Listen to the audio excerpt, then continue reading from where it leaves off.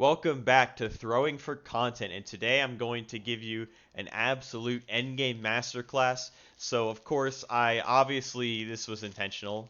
Okay, don't even think that this was an accident. I threw the opening and middle game just to get this amazing endgame so I could, show an endgame example to you guys of how to win these endgames. So I just, obviously intentionally threw the middle game in the opening.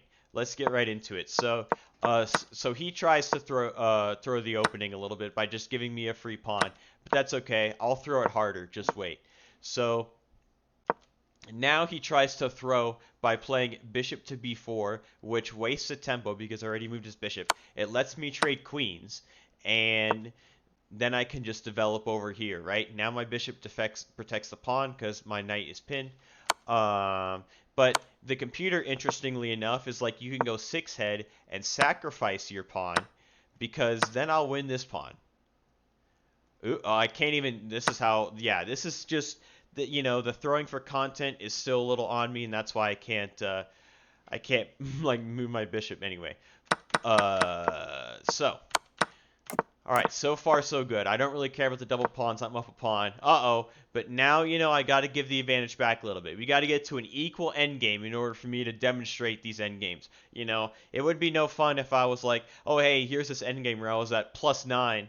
Here's how you convert an endgame where you're at +9. Like, if you should be able to convert endgames when you're at +9. And if you can't convert an endgame when you're at +9, then you need to do more puzzles. Pawn to e5. Now, this obviously is a tactical maneuver to make him attack free pieces and make him trade off pieces. Now the bishop moves out of the way, and of course, this is a free pawn, right? I've got to get down to an equal endgame. So, other knight comes in. He's still not taking the pawn, so okay, I'll move it. I'm not letting him. I'm not. I gave him his chance, right? He's not getting another chance. Okay, so now pawn moves up. Bishop to e4, and now pawn to f5, and here is the absolute worst move in the history of chess, okay? This is the biggest blunder in chess history right here. Even though I was throwing for content, even I can't act like this was remotely on purpose, okay? Because this is just terrible. Are you ready? I do not play en passant. I should be excommunicated from the U.S. Chess Federation, okay? I should be in one of Gotham Chess's Lose That videos. I should just be all of them. It should just Lose That Chess videos. It's actually just all me after missing this en passant, alright? I mean, this is absolutely the worst move of the century. Alright, so we're not going to dwell too much on that more than we already have, but he decides not to punish it, so now I protect my pawn when I could have just protected it this way. And now his that would have been nice because now his pawn can move up to f4, but it's not the best move. He needed to have taken this bishop first. Now this bishop goes out of the way when what the heck? It wants me to sacrifice the bishop? There's no way. Oh my goodness, dude. Wow. Wow. Wow. But wait, what happens if this? Then you have this, right? Oh, well, you can also just take that. Oh my gosh, dude, I'm so bad.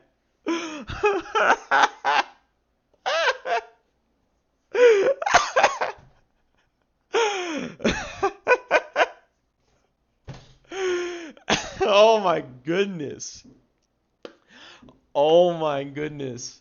This is so bad. All right. I'm not editing that out. As embarrassing that is, as it is. This is why I can't make any more tutorial videos. Okay, so basically I give him another chance to not make a mistake, and he's good. So now he plays this pawn up to protect it, and I attack his pawn. Now I was thinking, what if he goes knight here? Then I'm just kind of stuck. Unfortunately for him, he did not do that. So now so now finally I've got my goals. I have equalized the endgame, right? We're going to show you this endgame masterclass. It gets a trade. Not the best for him because now my pawn structure is fixed and I'm actually up 2 pawns. So This is okay, he gets that one back.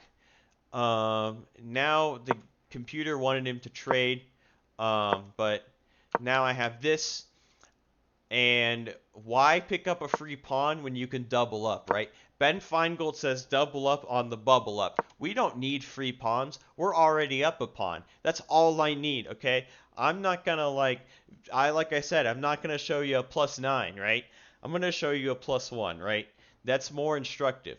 So that's why we did that, of course. Now he's attacking my d3 pawn, but then I can just force a trade of rooks.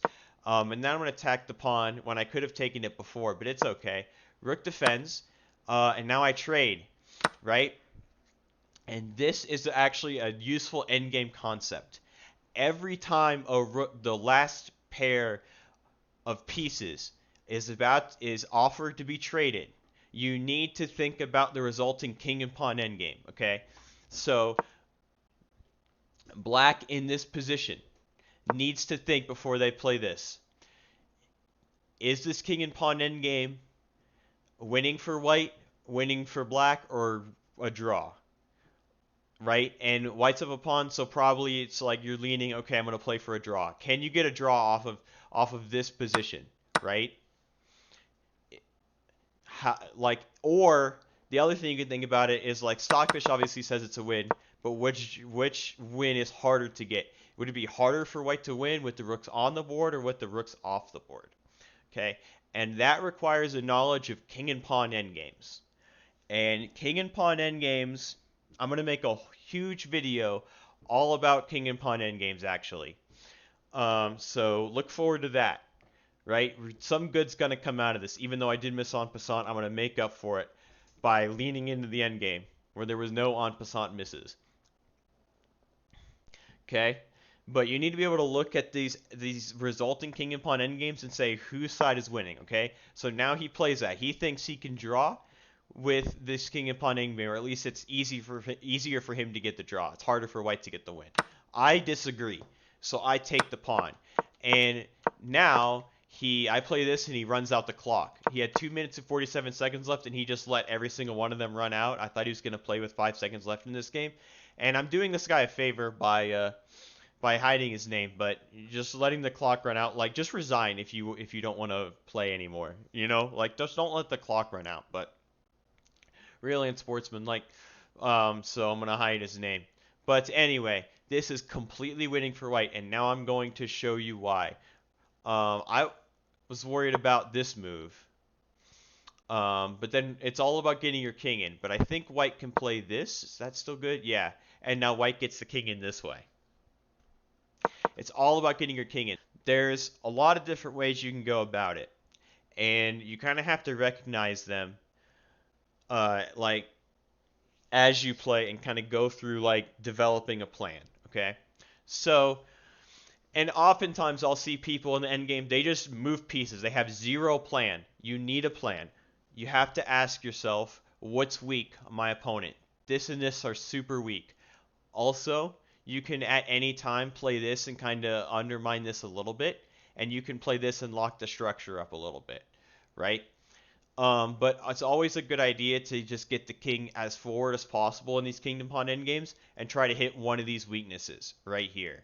This pawn is backward, these two pawns are isolated, and this pawn's kind of trapped. So, and you could go straight for it like this, but here's the problem. You have to always think about the spaces they have covered and where you can get in.